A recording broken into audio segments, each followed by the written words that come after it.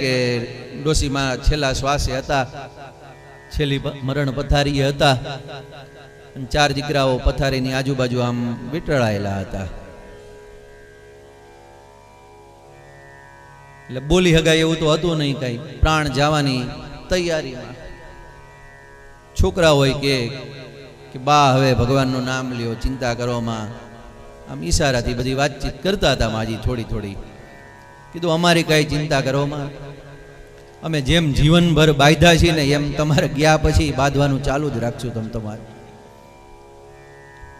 આ પ્રવાહી પરંપરા અમે અટકવા નહીં દઈએ. તમે વહી જાઓ ને, અત્યાર સુધી આ બેઠા બેઠા જોયું, હવે ન્યા જઈને જોજો બા, આ ચાલુ જ રહે. તમારો નાનીઓ મોટા ને કે મોટો નાના ને કે વસ્તેરો, એમાં પાછો સુરપુર આવ્યા કે હા હા એમાં અમારે આમ થોડો ફેર પડે, ગમે એટલી કથાઓ ભલે ને સાંભળી નાખીએ, કાંઈ ચિંતા કરો માઈ કે તમારે. ત્યાં ફરજામાં પાડો બાંધ્યો હતો ને હાવરણી ખાતો હતો. માજીની નજર ન્યા પોગી. બોલી હગાય એમ તો હતું નહીં. અત્યાર સુધી હડેડાટ ઊભા થઈને જતા હતા, ઈ પણ હવે કઈ શક્તિ હતી નહીં એવી. એટલે આમ ઈશારાથી કીધું આમ આમ જો તમે એમ. એટલે એમ થયું કદાચ રાણી સિક્કાને ઘડો કે દાટેલો હોય ફરજામાં, આમ ભેગા કર્યા હોય ને થોડા થોડા કરીને. 4 છોકરાઓ તો રાજી થઈ ગયા કે હાશ જાતા જતા બતાવ્યું તો ખરા, ગયા પછી કામ આવશે, જીવતા જીવતો કઈ આપ્યું નથી.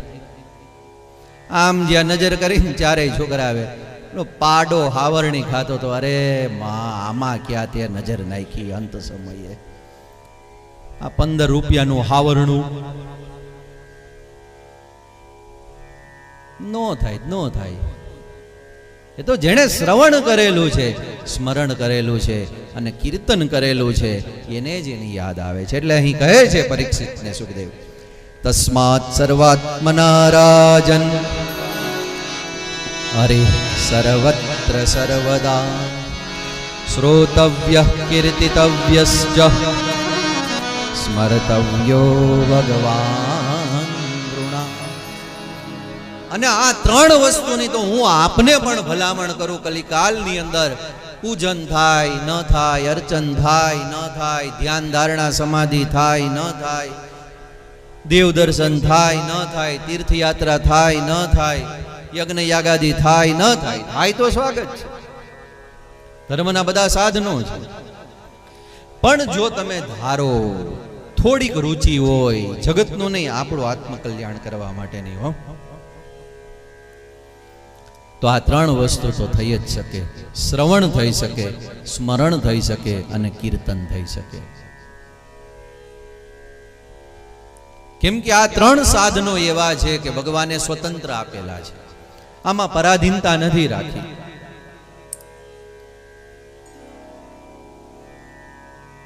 સ્મરણ કરી શકાય ને જ્યાં બેઠા હોય, જેવી રીતે હોય. અને કલિકાલની અંદર તો છૂટ આપી છે.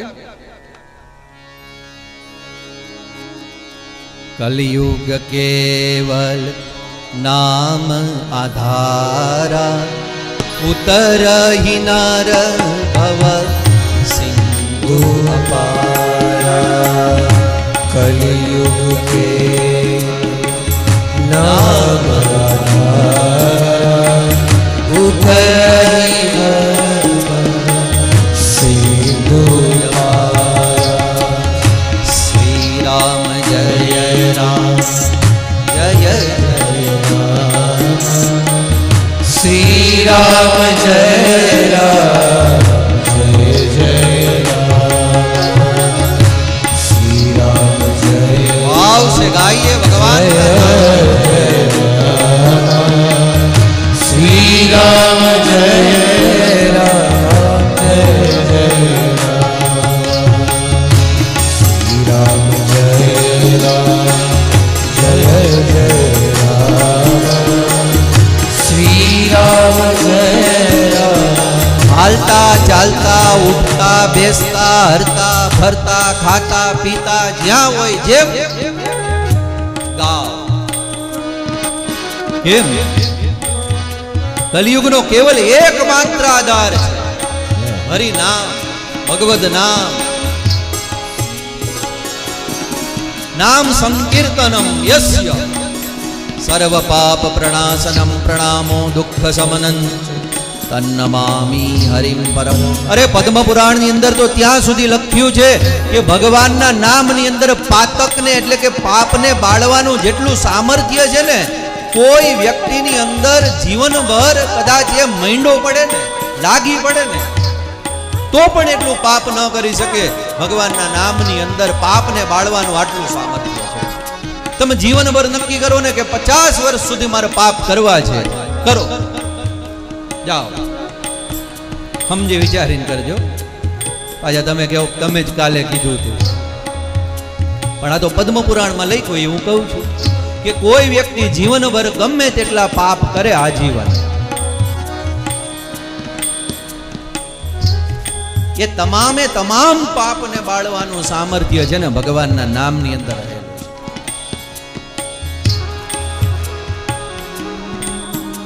એટલે હરતા ફરતા, ઉઠતા, ચાલતા ચાલતા કેવલ હરિનામ, હરેર નામ, હરેર નામ. મને તો આનંદ થાય, અમારે બાવકો બાપુ અહીં બેઠા છે, અમને તો બાપુએ એ જ શીખવાડ્યું છે, ભાઈ કુભાઈ અનખ આલસહુ અને નામ જપત મંગલ દિશી દસહુ. એક મૂર્તિ છે અમારા નજરની અંદર, આંખની અંદર, જીવતી જાગતી, કે જેણે ઇતિ સિદ્ધમ કરી દીધું કે રામ નામ શું કરી શકે. આપના કોઈ પણ ઈષ્ટ સ્મરણ એ જો થઈ ગયું તો સમજવાનું કે બહુ મોટો અધ્યાત્મનો માર્ગ છે ને ખુલી રહ્યો છે. મોક્ષ દ્વારમ અપાવૃતમ. તમામ પ્રકારની સિદ્ધિઓને ખોલવાનું સાધન છે ને એ હરિનામ છે. તુલસી કહે છે, સાધક નામ જપહી લય લાયે, હોઈ સિદ્ધ અનિમાદિક પાયે. કેવી રીતે? લય લાયે. હો, લય એટલે એક લગન લાગવી. સાધક નામ જપહી લય, લગ્ની. ધન કમાવાની લગ્ની લાગે, હરવા ફરવાની લગ્ની લાગે, દેશ પરદેશ જવાની લગ્ની લાગે. એ એક લગ્ની યદિ કલિકાલની અંદર જો ભગવાનના નામની અંદર લાગી ગઈ તો મોક્ષ દ્વારમ અપાવૃતમ. સફળતાની પાછળ નહીં જવું પડે, સફળતા આપણી પાસે. સિદ્ધિઓની પછવાડે ન જવું પડે, સિદ્ધિ આપણી પાસે. તુલસીના વચનો છે એટલે એના બળે કહી શકાય. અને એણે પાછી છૂટ આપી છે મને ને તમને. ભાય કુભાય અનખ આલસહુ, નામ જપત મંગલ દિશી દસહુ. શ્રી રામ જય રામ જય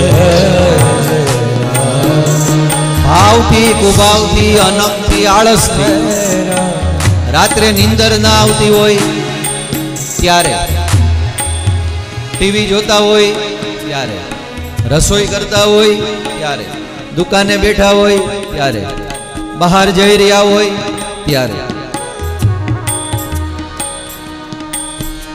આખો દિવસ ને રાત મોબાઈલ ને ફેરવી ફેરવીને થાકી ગયા હોય એના પછી ગમે ત્યારે ભાઈ કુભાઈ અનખ આલસહુ, નામ જપત. જેણે ભાગવત સાંભળીને, રામ કથા સાંભળીને અનુસ્મરણ કરી તો શું થશે? 10 દિશાઓ, પૂર્વ પશ્ચિમ ઉત્તર દક્ષિણ, ઈશાન અગ્નિ નૈઋત્ય વાયવ્ય, ઉર્ધ્વ આકાશ, નીચે પૃથ્વી. નામ જપત મંગલ દિશી દસહુ. 10 દિશાઓમાંથી છે ને મંગલ થશે. કેમ? જેને જપો છો એ કેવા છે? મંગલ ભવન છે.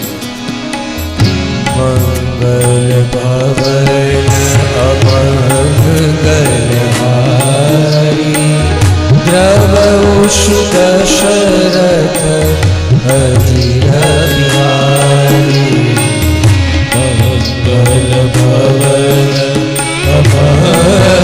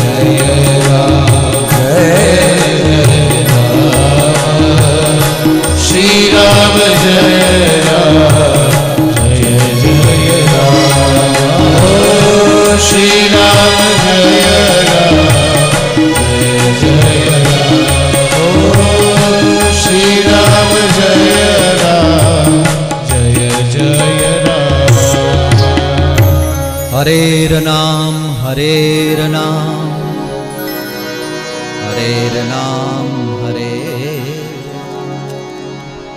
કલો નાસ્તિ કલો નાસ્તિ કલો નાસ્તિર્ગતિ અન્યથા. પદ્મ પુરાણ કહે છે કે જે ગતિ ભગવાનના સ્મરણથી, શ્રવણથી અને કીર્તનથી પ્રાપ્ત થાય છે એ ગતિ અન્ય સાધનોથી ભલે પ્રાપ્ત થાય પણ જરાક અઘરી છે, વાર લાગે.